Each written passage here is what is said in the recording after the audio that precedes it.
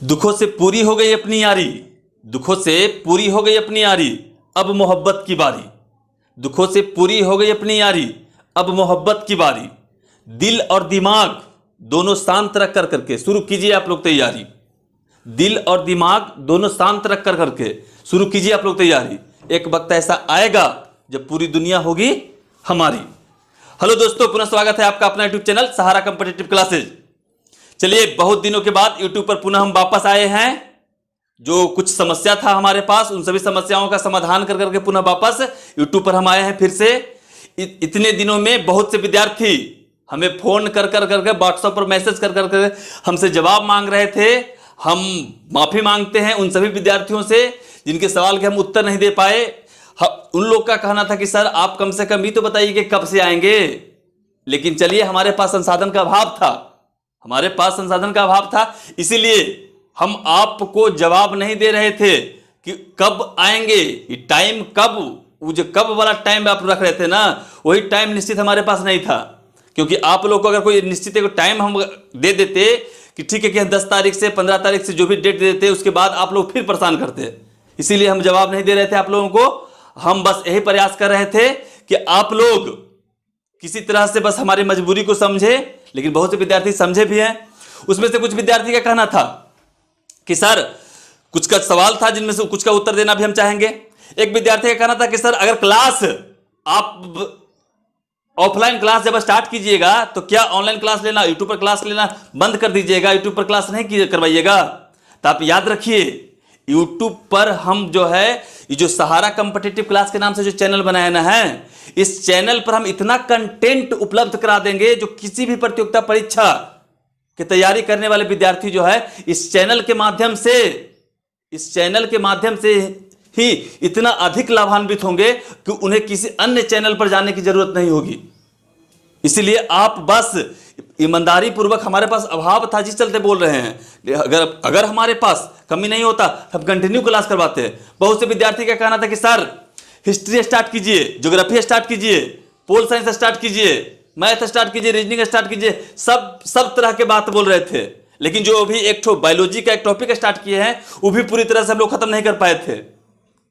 कुछ विद्यार्थी कहना था, मनोज जी थे, प्रमोद जी थे, और मनोज जी, प्रमोद जी और भीम जी, ये तीनों विद्यार्थी का कहना है कि सर हमें दरोगा के मेंस देना है, पेपर देना है, एसआई का मेंस देना है, उसके लिए कुछ टॉपिक पर मैंने चर्चा कर दीजिए। तो हम बस उन लोगों से यही कहना चाहते थे कि ठीक है, हम यूट्यूब पर आएंगे तो आप जो टॉपिक बताए हैं उस पर हम चर्चा जरूर करेंगे। भीम जी का कहना था कि सर हमको नेक्स्ट जो मंथ है उसके लास्ट वीक में पेपर हमारा होना है, हमें पॉलिटिकल साइंस पर चर्चा चाहिए। मनोज जी का कहना था कि सर हमें ज्योग्राफी पर चर्चा कर दीजिए। तो हर जो भी विद्यार्थी है सबके फरमाइश को हम पूरा करेंगे, सबको पूरा करेंगे। तो आज उन्हीं लोगों को ध्यान में रख कर आज हम जो वीडियो बनाने जा रहे हैं, तो आज के वीडियो जो है ज्योग्राफी पर हम चर्चा करेंगे। और जो बायोलॉजी का जो टॉपिक हम लोग उधर बच रहा था उस पर हम लोग वीडियो अब आएंगे। लेकिन आज नए सिरे से जब शुरुआत कर रहे हैं तो नए ढंग से हम आपको बताना चाहते हैं। आज एक विषय चलेगा जो भी बना स्टार्ट कर रहे हैं, ज्योग्राफी पर स्टार्ट करेंगे क्योंकि उनका जो टॉपिक था उस पर भी चर्चा कर देंगे। और उधर जो बायोलॉजी है 2 या 3 दिनों के बाद से जो है उस पर हम लोग को पर डे कंटिन्यू जो है 2 वीडियो उपलब्ध कराने का हमारा प्रयास रहेगा। लेकिन अभी जो है एक वीडियो 2 से 3 दिन, अब नित्य दिन वीडियो देने का प्रयास रहेगा हमारा। अब चिंता ना कीजिए, आपका हर पेपर, जो भी पेपर आपका बचा हुआ है, जो कहना है वो सब स्टार्ट होगा। विश्व संसाधन के अभाव के कारण हम लापता थे। हम उम्मीद कर सकते हैं कि आप लोग हमारे बात से सहमत होंगे। बस अब ध्यान से बस खाली वीडियो देखिएगा। अब ध्यान दीजिए, आज से चर्चा करना है हम लोग को ज्योग्राफी के ऊपर। तो ज्योग्राफी के ऊपर चर्चा करना है। तो ज्योग्राफी में जो टॉपिक हमारे पास आया है उस कहना था उनको कि सर नदी पर चर्चा कर दीजिए, क्योंकि नदी हम लोग जो है ऑफलाइन क्लास जब आप करवा रहे थे तो ऑफलाइन क्लास में कुछ छूटा था उनका। तो ठीक है जी, उनका जो पेपर है तो उसमें से हम नदी पर चर्चा कर रहे हैं। आप लोग ध्यान से देखिएगा। और जो नदी पर चर्चा हम करेंगे ना ज्योग्राफी में, कोई भी टॉपिक पर, कोई भी पेपर में, कोई भी टॉपिक पर जब चर्चा करेंगे हम, तो कोई एक एग्जाम के ध्यान में रखकर चर्चा नहीं करेंगे। उसकी पूरी जो बात है हम आपको हर प्रतियोगिता परीक्षा के ध्यान में रखकर उसकी पूरी बातों को हम अपने लेक्चर में समेटने का प्रयास करेंगे। चलते आप लोग चिंता मत कीजिएगा कि हाँ सर इसके लिए स्पेशल लेक्चर है, इसके लिए स्पेशल लेक्चर है। हम जो लेक्चर एंड होगा हम लोग चाहे तो आप लोग वीडियो देख भी रहे होंगे, वीडियो आप जो हमारा जो चैनल पर उपलब्ध कराया गया वीडियो है उस वीडियो से आप अनुमान इतना लगा सकते हैं, जो पढ़े लिखे विद्यार्थी हैं इतना तो जरूर कह सकते हैं कि हाँ सर इस वीडियो में आप जिस तरह से कंटेंट उपलब्ध करवा रहे हैं वो रियल में हमें जिस तरह से पॉजिटिव मैसेज आ रहा है कि सर मैंने आप शुरू अच्छा लेके चल रहे हैं, किसी भी लेवल की तैयारी करने वाले विद्यार्थी है उस सबके हित के लिए, सबके हित को ध्यान में रख कर वीडियो बना रहे हैं। तो यही हमारा कोई भी पेपर हो, कोई भी सब्जेक्ट रहेगा, सबके हित को ध्यान रखा जाएगा। कोई स्पेशल नहीं होगा कि हाँ इनके लिए या उनके लिए। हम लोग वो टॉपिक एंड करेंगे। समझिए कि किसी भी प्रतियोगिता परीक्षा के अगर क्वेश्चन बैंक उठाएंगे तो वहां से हर सवाल को उत्तर देने का हमारा सफल प्रयास होगा कि हर किसी भी प्रतियोगिता परीक्षा कि कोई भी सवाल रहे उसका उत्तर देने के लिए हम तैयार रह जाए लेक्चर के बाद।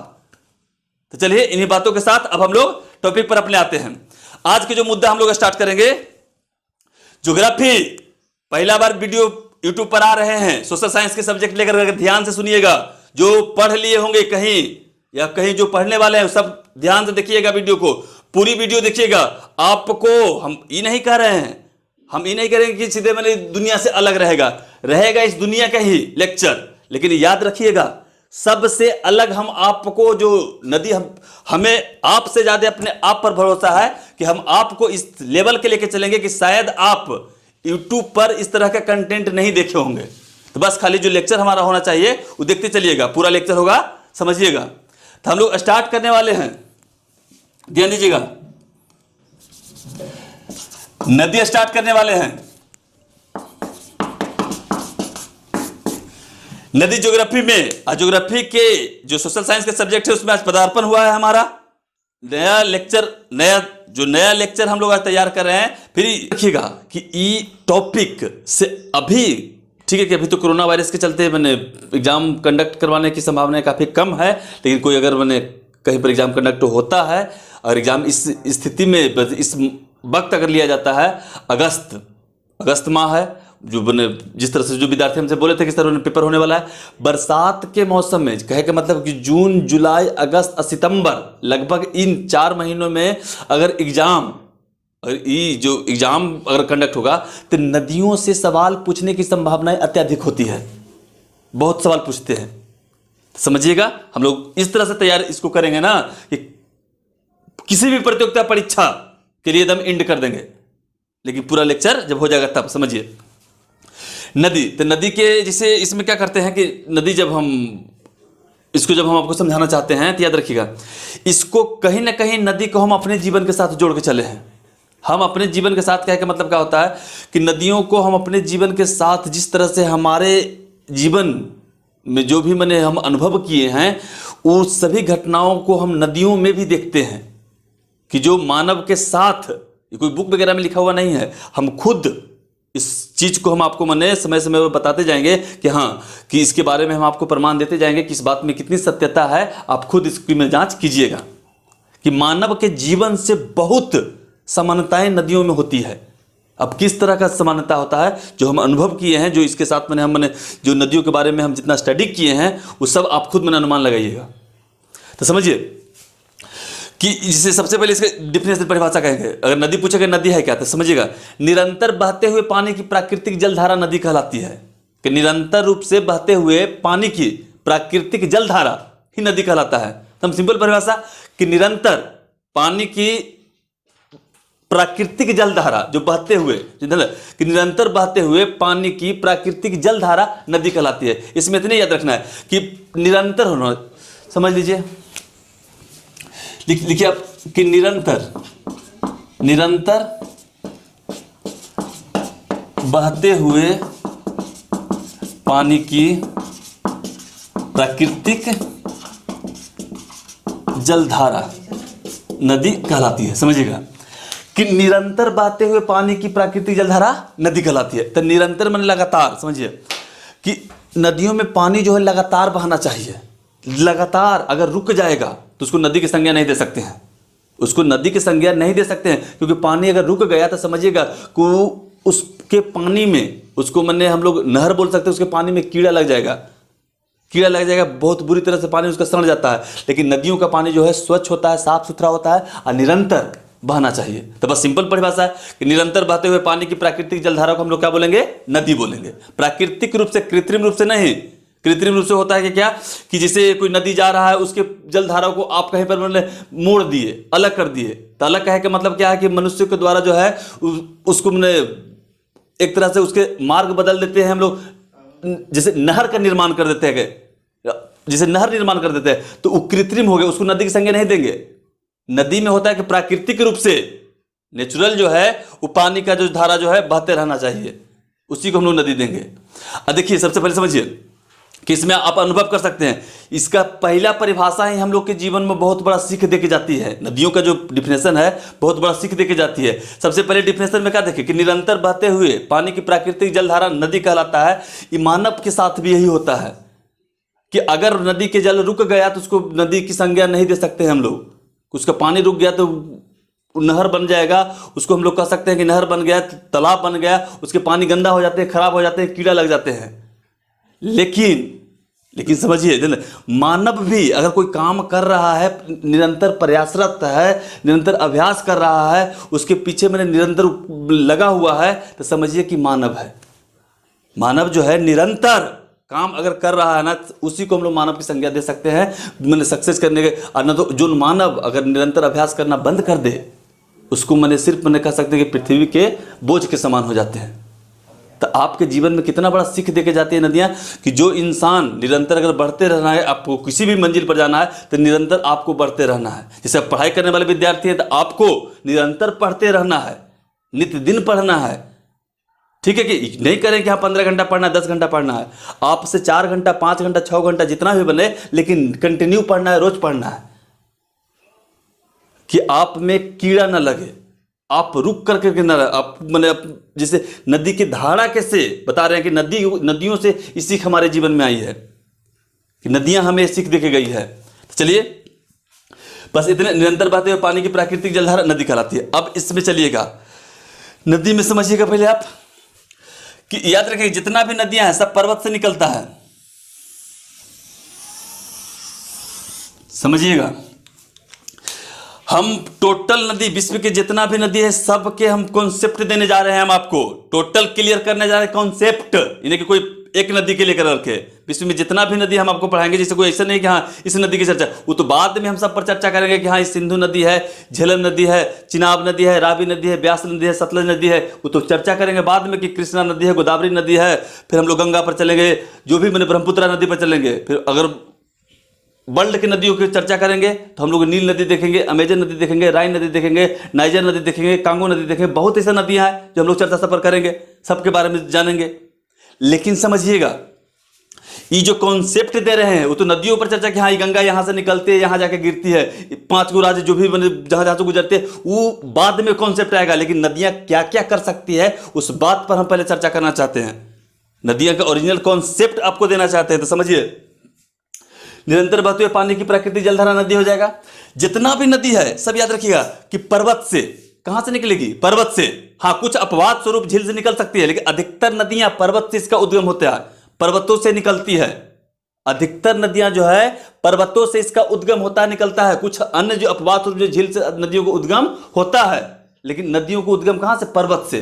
तो जिस स्थान से नदियां निकलती है उस स्थान को उद्गम स्थान कहा जाता है। जिस स्थान से नदियां निकलेगी उस स्थान को उद्गम स्थान कहा जाता है।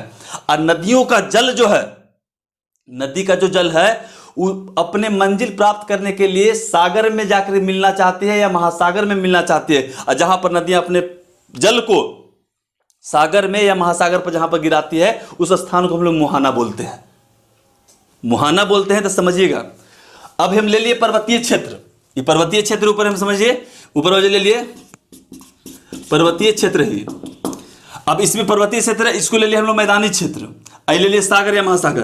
तो इस एरिया से समझिए, इस एरिया से अगर नदी निकलेगी, इस एरिया से नदी जल अगर निकलता है तो याद रखिएगा, अधिकतर नदियां, जितना भी नदियां वर्ल्ड में जो भी नदी है, सब नदी के उद्गम जो है आपको याद रखना है कि जितना भी संसार की नदियां हैं, अधिकतर नदियों को उद्गम जो है पर्वतों से होती है।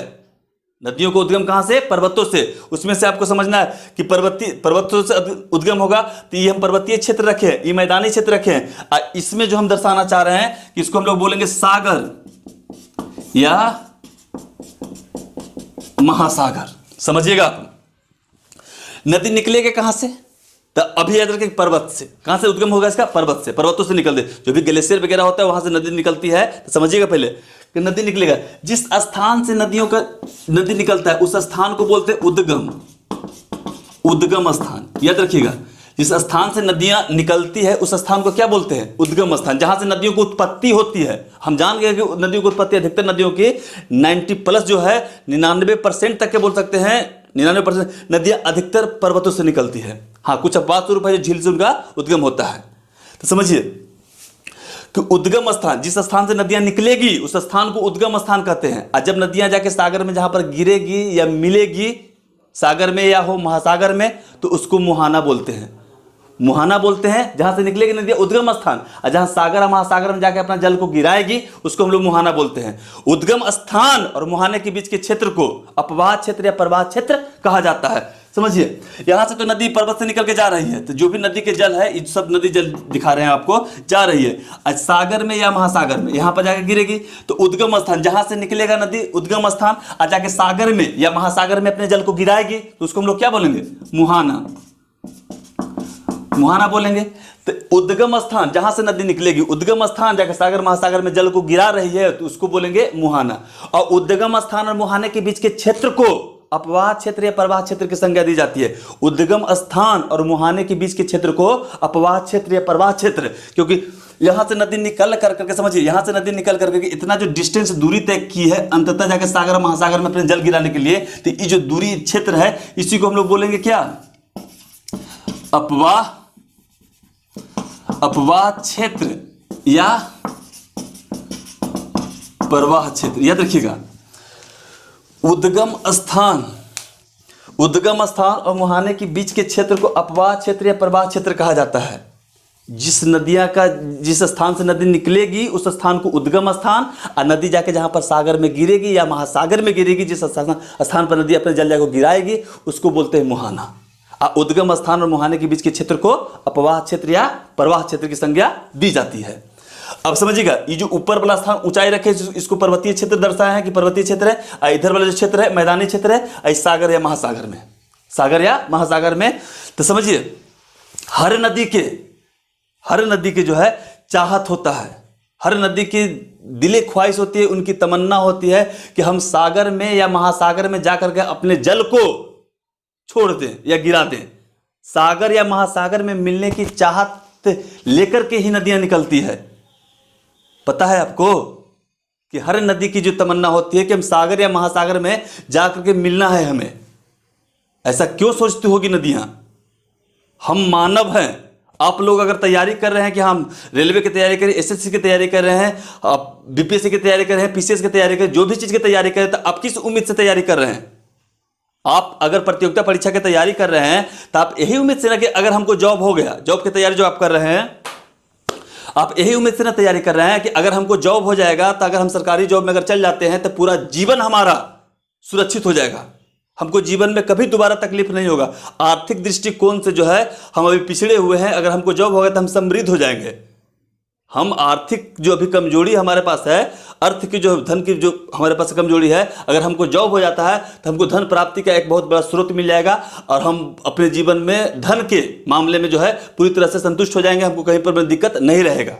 इस उम्मीद से आप अपने जीवन को सेटल करना चाहते हैं कि हमको दुख नहीं होगा। वो तो ठीक है कि अलग मैटर है कि दुख होना ना होना तो ऊपर वाला का काम है, लेकिन एक तरह से इसी उम्मीद से चलते हैं हम लोग कि अगर नौकरी हो जाएगा तो हमको जीवन से लगभग मैंने जो आर्थिक दृष्टिकोण से जो मैंने दुख तकलीफ कठिनाई आती है वो पूरी तरह से समाप्त हो जाएगी।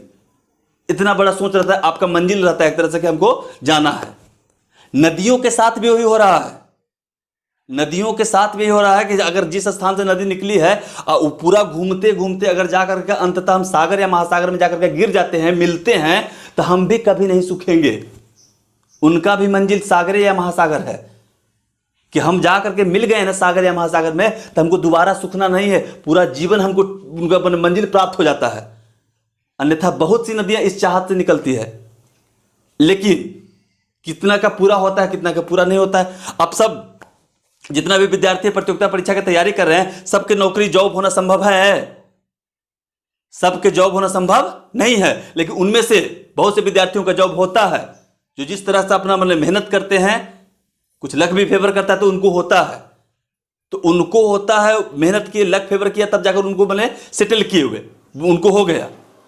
तो लेकिन बहुत से जुड़ते हैं, बहुत से करते हैं, तो हर किसी का तमन्ना पूरा नहीं होता है, हर किसी का जो सपना है हकीकत में नहीं बदल पाता है। तो नदियों में से वैसे बहुत सी नदियां हैं जो निकलती है सागर या महासागर में मिलने के लिए, लेकिन हर नदियों की चाहत जो होती है वो पूरी तरह से पूरा नहीं हो पाता है। कुछ नदियां मार्ग में ही दम तोड़ देती है, कुछ नदियां जो है मार्ग में ही सूख जाएगी कि उनको जब निकलेंगे कि हाँ, जब पर्वतीय क्षेत्र से निकल करके जा रहे हैं कि हमको मिलना है सागर महासागर में, राह में ही दम तोड़ देती है, न सागर में मिल पाते न महासागर में मिल पाते, पूरी तरह से सूख जाती है। उनके जल का बहाव इतना कमजोर हो जाता है कि सूखना पड़ता है उनको।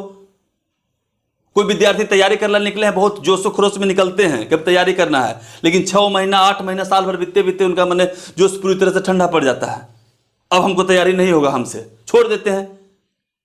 लेकिन यही से बोले हैं कि निरंतर अभ्यासरत रहना है। ये कोई जरूरी नहीं कि हाँ रूटीन जब बनाए हैं तब 15 घंटा 20 घंटा का रूटीन बना लिए, मुश्किल से 5 ना 6 घंटा, ज्यादा मेहनत 7-8 घंटा बस कीजिए। अब जो भी समानताएं बोले थे हम नदियों के साथ, सब पर आपको हम देते चलेंगे प्रूफ, आप खुद सोचते चलिएगा।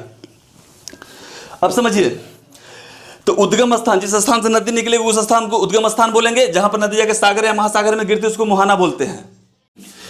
अब देखिएगा आप खुद, अब नदी के 3 अवस्था, और उसमें देखिएगा आप, सबसे पहले कहेंगे युवा अवस्था, युवा अवस्था।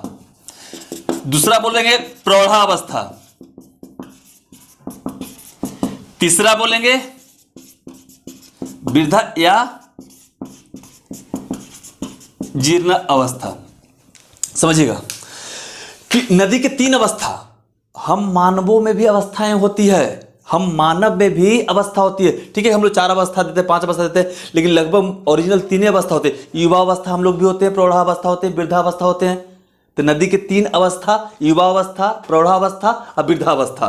तो हमारे साथ भी तो ही होता ना है, युवावस्था, प्रौढ़ावस्था, वृद्धावस्था। इस शब्दों को समझिएगा।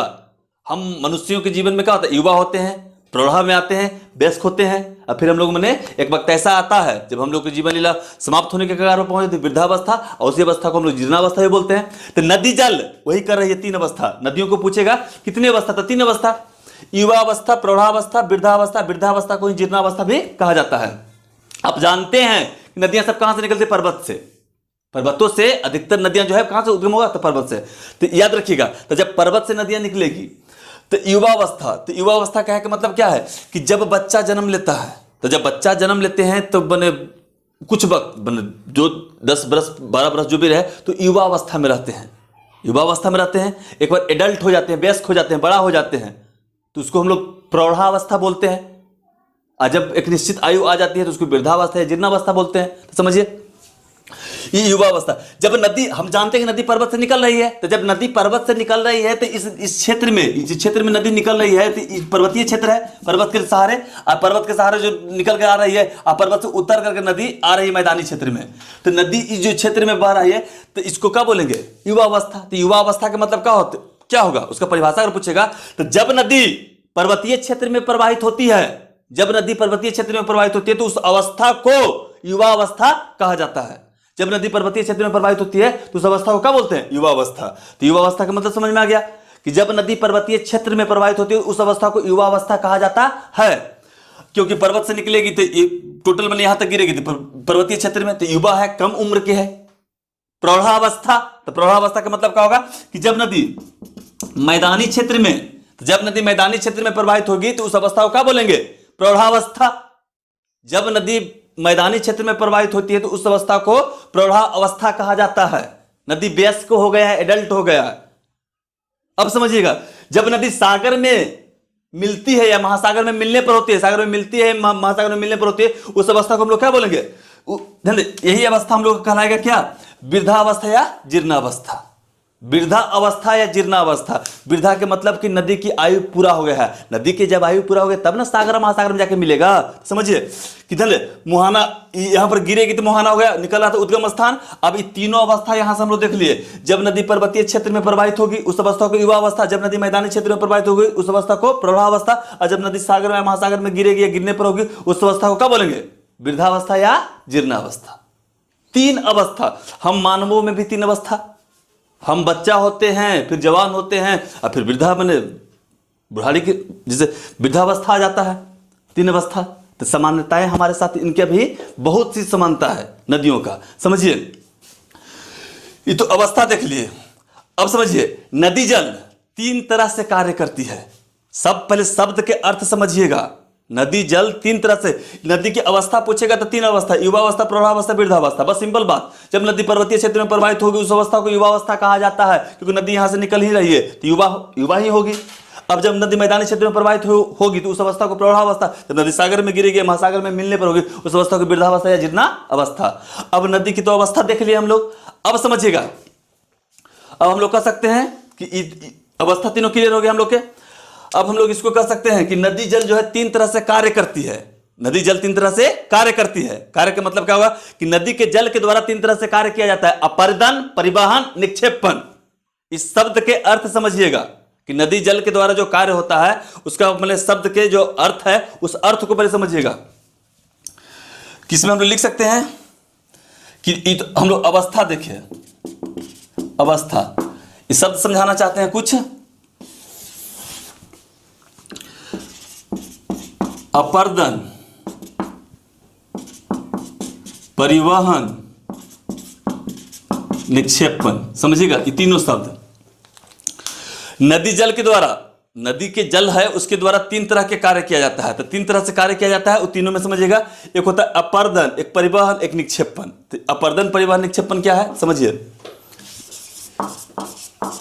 अपर्दन, अपर्दन शब्द के शाब्दिक अर्थ होता है तोड़फोड़ करना। अपर्दन शब्द के शाब्दिक अर्थ क्या होता है? तोड़फोड़ करना। तोड़फोड़ करना क्या है का मतलब कि नदी के मार्ग में जो चट्टान वगैरह मिलता ना है उस चट्टान को तोड़ने, काटने, छाटने का काम करता है। तो जो चट्टान टूटता फूटता है ये नदी के जल के द्वारा, उसी घटना को हम लोग बोलते हैं अपर्दन। अपर्दन शब्द के शाब्दिक अर्थ होता है तोड़फोड़ करना। दूसरा शब्द है परिवहन। परिवहन, परिवहन के मतलब क्या होता है? एक स्थान से दूसरे स्थान पर निरंतर उसको बहा करके लेके जाना। एक स्थान से दूसरे स्थान पर निरंतर उसको बहा करके लेके जाना, उसको बोलते हैं परिवहन। परिवहन के मतलब क्या होता है? एक स्थान से दूसरे स्थान पर निरंतर बहा करके लेके जाते हैं, उसको बोलते हैं परिवहन। तीसरा सबसे अंतिम शब्द जो दिखना है आपको समझना है, निक्षेपण। निक्षेपण शब्द के शाब्दिक अर्थ होता है ले जाके जमा कर देना, ले जाकर करके जमा कर देना। ये तीनों शब्द समझिएगा। अपर्दन, परिवहन, निक्षेपण। नदी की जल के द्वारा जो कार्य होता है तीन तरह से समझिएगा। नदी जल द्वारा अपर्दन की क्रिया नदी की जल कर सकती है, परिवहन की क्रिया करती है और निक्षेपण की क्रिया करती है। नदी जल, अपर्दन के मतलब समझ में आ गया। शब्द के अपर्दन मतलब तोड़फोड़ करना, परिवहन के मतलब बहा करके लेके जाना और निक्षेपण के मतलब जमा कर देना। निक्षेपण का मतलब जमा कर देना। अब खुद सोचिए, जिसे हम बता रहे हैं अनुभव में समझिएगा कि जैसे मान लें कि अभी जो मौसम चल रहा है, आम के सीजन चल रहा है, तो आम के सीजन चल रहा है तो समझिएगा आम के सीजन चल रहा है तो कोई छोटा बच्चा है, कोई छोटा बच्चा किसी के मैंने बगीचे में आम तोड़ने चल गए। अगर किसी को छोटा बच्चा जो क्या बचपन सामान्य बीता होगा तो इस घटना से आप लोग परिचित होंगे। तो जिसे जो छोटा बच्चा है आम तोड़ने चल गया किसी के बगीचा में। जब आम तोड़ने गए तो क्या हुआ कि वो आम तोड़ लिए, तो आम तोड़ कर करके वहां से लेकर के मैंने अपना जो भी जहां पर मैंने उनको सुविधा बुझा अब पैक कर लिए। अब पैक कर करके क्या किए कि वो आम तोड़ रहे थे। अगर वो बगीचे के मालिक को दिखाई पड़ गया, तब बगीचा के जो मालिक थे उनको दिखाई पड़ गया कि कोई हमारे बगीचे में आम तोड़ रहा है, तो वहां से आवाज लगाए। आवाज लगाए तो बच्चा क्या करेगा?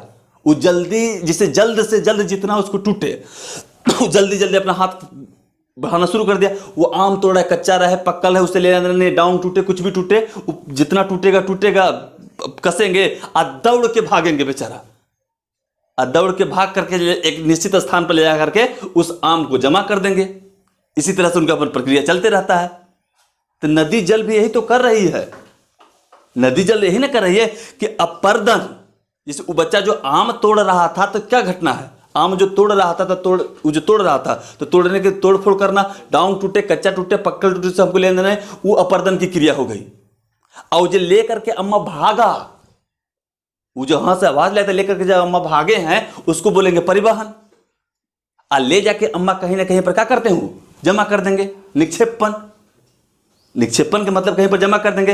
इस तरह की प्रक्रिया उनके साथ में होते रहती है। तो नदी जल है ना, अपर्दन परिवहन निक्षेपण।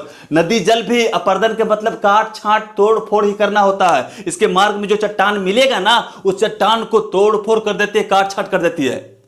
ये होता है अपर्दन। अब परिवहन के मतलब जो छोटा छोटा टुकड़ा हो गया, बड़ा चट्टान मिल गया, उसको काट छांट तोड़ फोड़ कर दिए। आज जब छोटा छोटा टुकड़ा में बदल गए तो उसको बहा करके निरंतर क्या करते हैं, लेके चल जाते हैं। जो बच्चा लेके भागा था तो परिवहन नहीं कर रहा था, तो यहाँ नदी जल भी उसको बहा करके लेके जाता है। और ले जा करके जो भी जलोढ़ होता है नदियों के, जो जल के द्वारा छोटा छोटा जो टुकड़ा होता है, उसको ले जाकर कहीं पर एक स्थान पर व्यवस्थित करते हैं। उसको बोलते हैं क्या, निक्षेपण। उससे स्थलाकृति के निर्माण करते हैं। समझिएगा, ये तो क्लियर हो गया आपको। अपर्दन परिवहन निक्षेपण, ये तीनों शब्द समझिएगा। इधर युवावस्था, प्रौढ़ावस्था और वृद्धावस्था को जीर्णावस्था हम लोग कहते हैं। तो बस इतना शब्द भी हम लोग मैंने देखिए इसके बारे में, नदियों के बारे में। बस जिस स्थान से नदी निकलती है, बस सिंपल सिंपल बात हम लोग देखिए। अभी सब पहले अभी इसका अर्थ समझा रहे हैं हम आपको, फिर चलेंगे इसका कॉन्सेप्ट पर पूरा बने क्लियर करेंगे।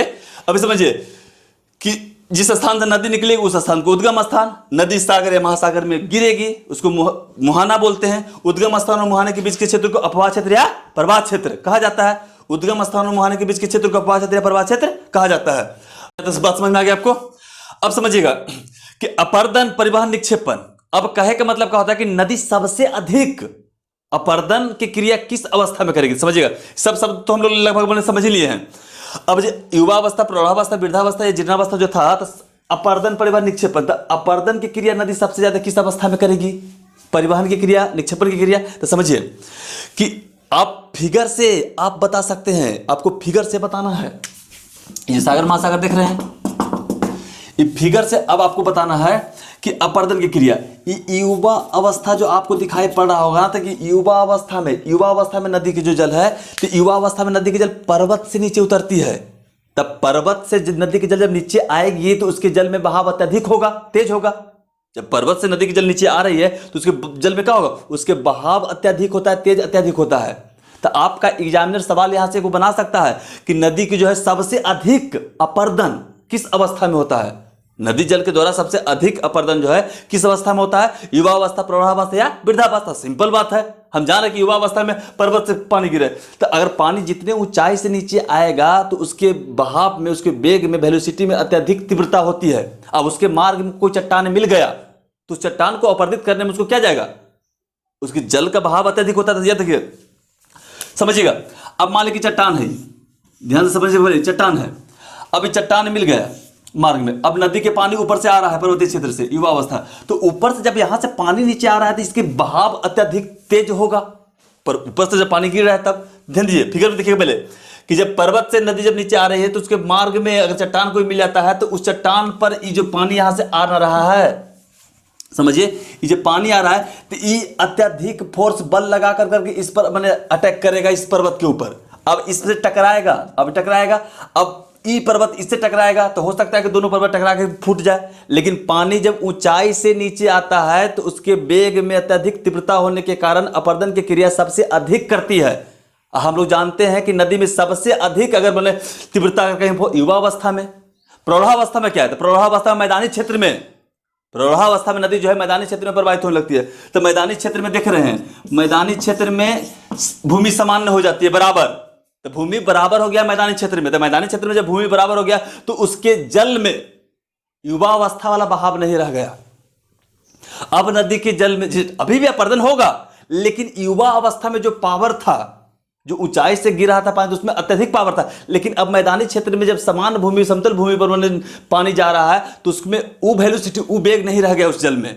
अब इसमें क्या होगा, मैदानी क्षेत्र में जा रहा है, नदी के जल नदी के जल गया, कुछ चट्टान से टकरा गया। अभी चट्टान से टकरा गया, चट्टान को धीरे धीरे काट रहा है, धीरे धीरे काट रहा है, अपना मार्ग भी बदल के निकल जाता है।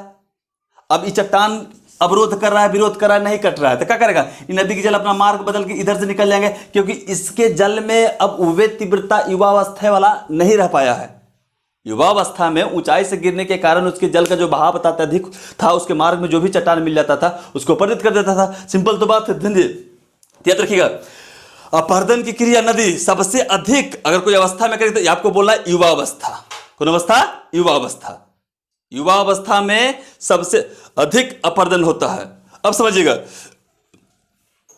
प्रौढ़ावस्था में अपहरण होता है लेकिन कम होता है, कम होता है। चलिए अभी हम लोग देख लिए, अभी इस पर चर्चा हम लोग चलेगा, तो बस इतने बात इसमें अभी देखे हैं। अब समझिएगा आप, ये तो नदी को जो लेक्चर हम लोग तैयार कर रहे थे, नदी का सिर्फ एक बेसिक लेक्चर तैयार हो रहा है। आपको सब फंडामेंटल सी जो जानकारी है सब हम आपको दे रहे हैं। अब इसको हम मिटाने जा रहे हैं, इसको मिटा करके हम आपको फिर चर्चा करेंगे इस पर कि इस पर क्या होगा आगे। समझिए, तो देखिएगा इधर, अब यहां पर आपको समझना है,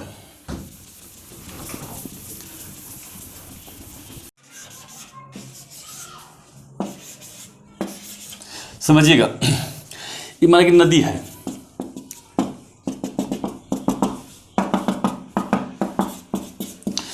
कहे का मतलब क्या, दो या दो से अधिक नदियां विभिन्न स्थानों से आकर करके जब एक निश्चित स्थान पर मिलती है उस स्थान को संगम कहते हैं। समझिए, एक नदी इधर से जा रही है, एक नदी इधर से जा रही है, एक नदी इधर से, तो दो या दो से अधिक नदियां विभिन्न स्थानों से आकर के जब जिस निश्चित स्थान पर मिलती है उसको हम लोग क्या बोलते हैं? संगम।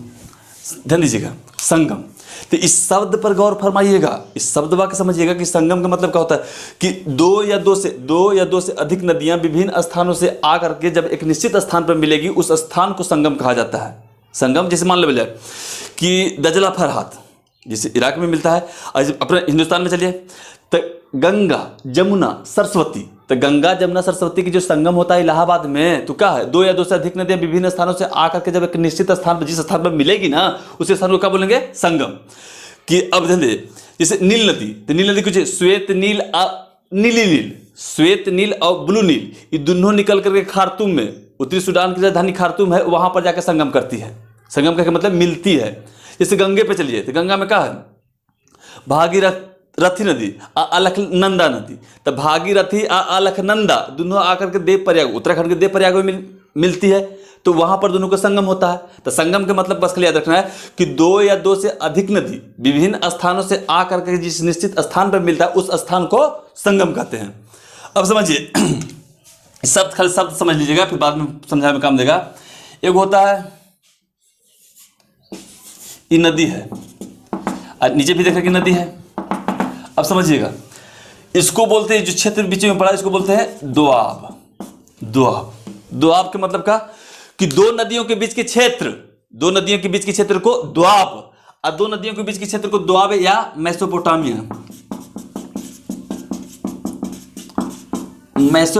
कहा जाता है। समझिए, दो नदियों के बीच के क्षेत्र को दोआब या मेसोपोटामिया कहा जाता है। तो दो नदियों के बीच के क्षेत्र को दोआब या मेसोपोटामिया कहा जाता है। अब इराक का प्राचीन नाम था मेसोपोटामिया, दजला फरहात वहां दो नदी है, उन दोनों के बीच में पड़ जाती है इराक, तो दो नदियों के बीच के क्षेत्र को दोआब या मेसोपोटामिया कहते हैं। ये जो भूमि होता है काफी अत्यधिक उपजाऊ भूमि होता है। ये भूमि जो है, दोआब वाला जो क्षेत्र होता है बहुत उपजाऊ होता है। मध्यकालीन इतिहास में जब चर्चा कभी करेंगे हम तो बताएंगे कि इसके लिए झगड़ा भी हुआ था दोआब क्षेत्रों के लिए, जहां पर मैंने दोआब के क्षेत्र के आसपास जितनी भी बस्तियां होती थी वहां से राजा महाराजा के द्वारा अत्यधिक कर लगाया जाता था, टैक्स लगाया जाता था, क्योंकि जानते थे वो कि दोआब क्षेत्र है, दो नदियों के बीच के क्षेत्र है, या तीन नदियों के बीच के क्षेत्र दरियाब क्षेत्र होता है। अब इसके आसपास भूमि जो है काफी उपजाऊ होता है, उसके आसपास की भूमि अत्यधिक उपजाऊ होती है। तो बस इस शब्द समझिएगा, संगम, दो या दो से अधिक नदी विभिन्न स्थानों से आकर के एक निश्चित स्थान पर मिलती है, उस स्थान को संगम बोलते हैं। अब दोआब मेसोपोटामिया, तो दो या दो से अधिक नदियों की दो नदियों के बीच के क्षेत्र को, दो नदियों के बीच के क्षेत्र को दोआब कहते हैं, दो नदियों के बीच के क्षेत्र को दोआब कहते हैं। समझिए, अब आते हैं मेन मुद्दा पर। समझिएगा, अभी सब शब्द हम उम्मीद करते हैं कि आपको समझ में टोटल बात आ रहा होगा। अब देखिएगा, अब हम आपसे कहना चाहते हैं कि जैसे नदी की तो हम लोग परिभाषा शुरुआत में पढ़ लिए, नदी के डिफिनेशन जो हम आपको दिए कि निरंतर बहते हुए पानी की प्राकृतिक जो जल के प्राकृतिक जलधारा, उसी को हम लोग नदी बोलते हैं। तो निरंतर बहते हुए पानी जो है उसके प्राकृतिक जलधारा को हम लोग क्या बोलेंगे? नदी बोलेंगे। अब नदियों से, तो नदी से बहुत ज्यादा लाभ होता है, नदी से जो है बहुत ज़्यादा लाभ होता है।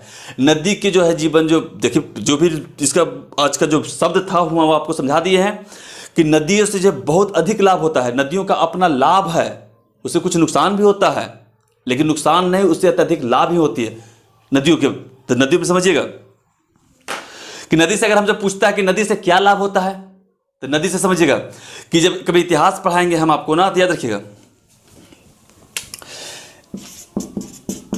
नदियों से होने वाले लाभ, समझिएगा कि नदियों से होने वाले लाभ पर चर्चा कर देते हैं, आपको समझा देते हैं खाली कि नदियों से क्या क्या लाभ होता है। जिससे प्राचीन सभ्यता संस्कृति का जितना भी विकास हुआ है उसमें सबसे अधिक अगर किसी का योगदान रहा तो उसमें सबसे अधिक अगर किसी का योगदान रहा तो वो नदियों का। प्राचीन सभ्यता संस्कृति जितना आपको दिखते ना है कि प्राचीन सभ्यताओं के विकास में सबसे महत्वपूर्ण जो योगदान हुआ है नदियों का रहता है। नदी क्या है कि नदी से जल के मतलब समझिएगा कि जैसे पानी, मेन पृथ्वी पर जो है पानी के बिना जीव यहाँ पर मैंने अपना जीवन निर्वहन कर ही नहीं सकते हैं। जल ही जीवन है, बल्कि एक कहावत सुने है कि जल ही जीवन है।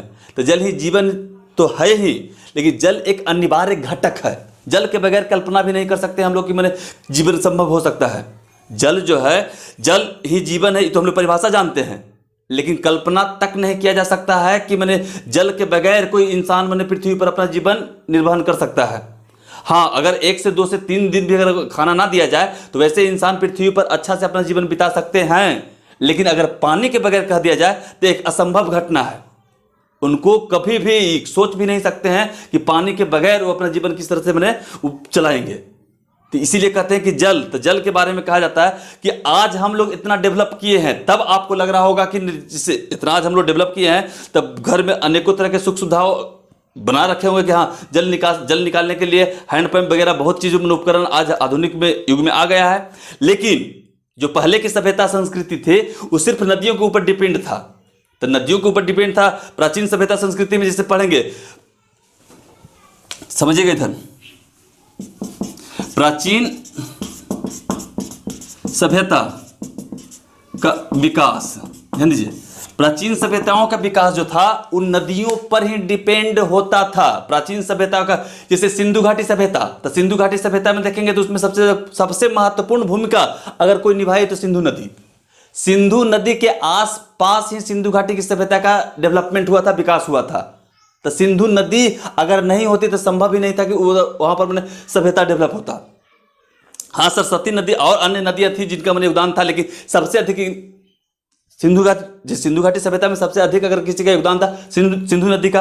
अन्य नदियां भी थी, लेकिन फिर देखिएगा अब मेसोपोटामिया की सभ्यता पढ़िएगा तो उसमें मेसोपोटामिया की सभ्यता पढ़िएगा तो वहां पर भी नदियों के योगदान था। तो फरात नदी देखेंगे तो वहां पर भी हम देखेंगे मेसोपोटामिया में भी नदी के बगैर कल्पना भी नहीं कर सकते हैं। हाँ, मिस्र की सभ्यता प्राचीन सभ्यताओं में से एक है, तो वहां पर नील नदी। तो नील नदी के बारे में आप सुने होंगे, विश्व की सबसे लंबा नदी नील नदी है। विश्व के सबसे लंबा नदी नील नदी है, जो अफ्रीका महादेश में हम लोग जानते हैं कि अफ्रीका महादेश में विक्टोरिया झील, अफ्रीका महादेश में विक्टोरिया झील से निकलती है, उत्तरी सूडान होते हुए, जैसे युगांडा में सबसे पहले हिलती है, फिर युगांडा में हिलती है, युगांडा के बाद वो दक्षिणी सूडान में हिलेगी, और फिर उत्तरी सूडान में, अब फिर जाकर करके इजिप्ट मिस्र होते हुए नील नदी अंततः भूमध्य सागर में अपना जल गिराती है। तो उसमें जो योगदान आप देख रहे थे, तो उसमें तब जो भी सभ्यता संस्कृति का डेवलपमेंट हुआ है तो सिर्फ नदियों के कारण, तो नदियों से होने वाले लाभ में प्राचीन सभ्यता का जो विकास है ये बहुत अधिक लाभ। अब लाभ, इस लाभ का यहाँ पर प्राचीन सभ्यता का जो विकास होता है, नदियों से क्या लाभ था? आपको पानी उपलब्ध करवा रहा था, पीने के लिए पानी का उपलब्ध करवा रहा था नदी। तो पीने के लिए पानी का उपलब्ध करवाया जाता था प्राचीन काल में नदियों से ही। नदी खाद्य पदार्थ कह के मतलब कि जो भोजन होता है, जो आज जो मनुष्य जो थे वो जो ग्रामीण इलाकों में जो रह रहे थे, और उस समय नदी के आसपास किनारे पहले शाकाहारी अमांसाहारी में डिफरेंट नहीं किया जाता था। पहले पूर्ण रूप से इंसान मांस के ऊपर डिपेंड रहते थे, अमांस के ऊपर डिपेंड रहते थे। तो नदियों के आसपास, नदी के अंदर से उन्हें मछलियों की प्राप्ति होती थी, जिनसे उनका जीवन चल रहा था। जब नदी अगर होता था तो उसके आसपास जो जीवधारी हैं वो सब आते हैं पानी पीने, उनको शिकार में सुविधा मिलता था। उन्हें शिकार में अत्यधिक सुविधा मिलता था कि नदी के आसपास जो जानवर जो लोग जो पानी पीने आते थे, जो जानवर जो आते थे, तो आसानी से शिकार कर लेते थे नदी से। आज नदी पर भी, आज आधुनिक काल में भी कर रहे हैं। आज आधुनिक काल में जो जल विद्युत को उत्पादन किया जा रहा है, तो इसमें क्या है, तो जल विद्युत को उत्पादन किया जाता है नदियों के द्वारा ही। नदी के जल, जो नदी के जल के संग्रह कर करके हम लोग क्या करते हैं, डैम बना देते हैं, बांध, बड़ा बड़ा बांध बनवा देके नदी के पानी को रोकते हैं। आज जब उसको मैंने क्या करते हैं, सिंचाई के लिए आप नदी के पानी की उपयोग कर रहे हैं, तो सिंचाई के लिए भी आवश्यकता है, पीने के लिए पीने के लिए उपलब्ध करवा रहा है। तो नदी आपको अत्यधिक लाभ मुहैया करवाता है। अत्यधिक लाभ मुहैया कहने का मतलब है कि आपको पीने के पानी दे रहा है, सिंचाई के लिए जो कृषि कार्य करते हैं उसमें सिंचाई के लिए जो आपको पानी की आवश्यकता पड़ती है, नदी के द्वारा करते हैं। जो नहर खुदवाते हैं आप, तो नहर के माध्यम से क्या करते हैं, सिंचाई कार्य किया जाता है। जल विद्युत का उत्पादन नदियों के जल के द्वारा किया जाता है, जल विद्युत के उत्पादन। फिर उसके बाद अगर हम लोग चर्चा करेंगे उस पर, तो जल विद्युत के उत्पादन, उसके बाद अगर करेंगे हम लोग, तो देखते हैं कि आज आधुनिक काल में जो विद्युत का उत्पादन भी देख लिए हम लोग कि सब नदी के जल के द्वारा ही हो रहा है। अब इससे, अब प्राचीन काल में जो खाद्य पदार्थ होता था, खाने पीने के सामान होता था, उस जो खास करके मछली, आज भी मछली का उत्पादन हो रहा है, लेकिन उस समय इस पर एक बहुत बड़ा आबादी डिपेंड रहते थे, भोजन के तौर पर मछली के ऊपर डिपेंड रहते थे। और नदी के आसपास जितना भी जो जानवर थे पानी पीने आते थे, तो मनुष्य उसके शिकार करने में उनको सरलता होती थी। तो बहुत ऐसा लाभ हमें नदियों से प्राप्त होता है। अब रिटर्न में नदियों को हम लोग मनुष्य के द्वारा, जैसे मानवीय हस्तक्षेप के कारण विश्व के जितना भी नदी है आज लगभग पूरी तरह से दूषित हो गया है। भारत के छोड़िए ना, वर्ल्ड की जितना भी नदी है वो पूरी तरह से दूषित हो गया है। अब जिस पर एक तरह से सभ्यता का डेवलपमेंट हुआ था, विकास हुआ था, जो मानव को अपने एक लंबा काल अवधि तक अपने आगोश में अपने आप में समेट के रखा, उसको रिटर्न के तौर पर हम लोग क्या, और उन नदियों को मानवीय हस्तक्षेप के कारण उन नदियों को जो दशा था आज दुर्दशा में बदल गया है। सिर्फ हम मानवों के हस्तक्षेप के कारण हम लोग आज का कि औद्योगिक क्रांति के नाम पर बहुत बड़ा बड़ा उद्योग धंधा तो स्थापित कर लिए, लेकिन उससे जो वेस्टेज में जो गंदगी निकलती है अंततः कहाँ छोड़ते हैं, नदियों में अंततः जो हम लोग वेस्टेज उसको जो निकलता है अंततः कहाँ जाती है, नदियों के अंदर। फिर क्या होता है, वो तो घरेलू, तो घर में जो भी घरेलू कार्य होता है, तो घरेलू कार्य में जितना भी क्रियाकलाप होता है, तो घर के जो वेस्टेज होता है, अवशिष्ट पदार्थ होता है, अंततः नदियों में, अंततः कहाँ फेंका जाती है, नदियों में। अब नदी में तो ठीक है, आज हम लोग अपने सुख सुविधा के लिए आज प्लास्टिक पॉलीथीन का उपयोग करते हैं, हम लोग अपने सुख सुविधा के लिए, लेकिन अंततः वो प्लास्टिक पॉलीथीन जो है जा करके सागर या महासागर नदियों के माध्यम से जाती है। आपको पता है कि उस पॉलीथीन के कारण आज शार्क, जो सागर महासागर में जो बहुत बड़ा बड़ा जो व्हेल मछली, शार्क मछली और अन्य जो जीव पाए जाते हैं, उससे कितना बड़ा नुकसान हो रहा है।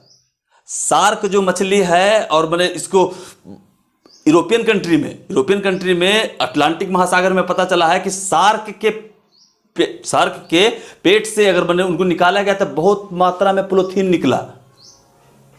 यांगसी नदी जो चाइना में देखते हैं, साउथ चीन सागर है, वहां पर भी देखा गया है। तो प्लास्टिक हम लोग अपने सुख सुविधा में जो यूज कर रहे हैं, लेकिन हम लोग जो नदियों के साथ जो व्यवहार कर रहे हैं, उससे बहुत से जीवधारियों के बसेरा को पूरी तरह से उजाड़ दिया जा रहा है मानवों के कारण। नदी के पानी के संरक्षण भी नहीं कर रहे हैं, प्रदूषण उसमें इतना बड़ा कर रहे हैं कि अगर मान ले भले उद्योग धंधा, ठीक है, आप फैक्ट्री वगैरह लगाते हैं, जो मेडिसिन वगैरह को जो फैक्ट्री लगाते हैं, उससे जो जहरीला पानी निकलता है नाला के माध्यम से या किसी अन्य माध्यम से आप जो नदियों में भेजते हैं, तो वे नदियाँ जिसमें अनेकों जीव जंतुओं का एक तरह से आवास है, उसके आवास को बुरी तरह से आप प्रभावित कर रहे हैं, उसके प्राकृतिक जो उसका घर है, उस घर पर आप मानवीय हस्तक्षेप कर रहे हैं। इसके लिए सरकार तो बहुत लंबी योजना बना के रख रही है कि हाँ, हिंदुस्तान में देख रहे हैं कि गंगा पर अभियान चला रहा है। वर्ल्ड में बहुत सी नदियाँ जो है आज पीने योग्य पानी नहीं, जो कभी साफ सुथरी हुआ करती थी, जिसके आसपास लोग अपना जीवन निर्वाह करते थे, लेकिन आज उनका जो पानी है पूरी तरह से दूषित हो गया है। इसमें हर इंसान को जागरूक होना अति आवश्यक है। पानी की महत्ता को समझना बहुत जरूरी है। जहाँ तक अगर हमसे निजी अगर अपना ओपिनियन देना चाहे, तो इसमें पुरुषों से अधिक महिलाओं को जागरूक होना चाहिए, कि जिससे पुरुषों से अधिक महिला को अगर शिक्षित करते हैं, तो पानी का कहीं ना कहीं संरक्षण अधिक होता है। क्योंकि आप जानते हैं कि महिलाओं का जो है पानी से डायरेक्ट कांटेक्ट होता है। घर में पोछा मारने से लेकर के खाना बनाने तक के जो कार्य होता है महिलाओं के द्वारा किया जाता है। तो पानी की अगर रिस्पेक्ट करना अगर उन लोगों को सिखा दें तो बहुत हद तक भारतीय इतिहास में या वर्ल्ड के जो इतिहास में जो है पानी की जो समस्या है बहुत हद तक इसका मैंने निदान ढूंढ लिया जा सकता है, सिर्फ जागरूक होने से। अब जागरूक करवाने का दायित्व हम लोगों का है, हम लोग अगर चाहे तो जागरूक करवा सकते हैं। तो रहिए, आज भर क्लास में इतने रहने दीजिए। नेक्स्ट वीडियो में पुनः हम वापस आएंगे। अभी इसमें बहुत अभी लेक्चर बाकी है, अभी आओ इस पर चर्चा करेंगे। आज लंबा वीडियो हो जाएगा, तो नेक्स्ट लेक्चर में हम लोग फिर मिलते हैं। वीडियो देखने के लिए धन्यवाद। कंटिन्यू हम वीडियो आपको अपलोड करते रहेंगे। जो भी समस्याएं था धीरे धीरे पूरा खत्म होने वाला है। आप लोग बस वीडियो देखते रहिए, दोस्तों के बीच शेयर कीजिए, लाइक कीजिए, सब्सक्राइब करवाइए, जो भी जिससे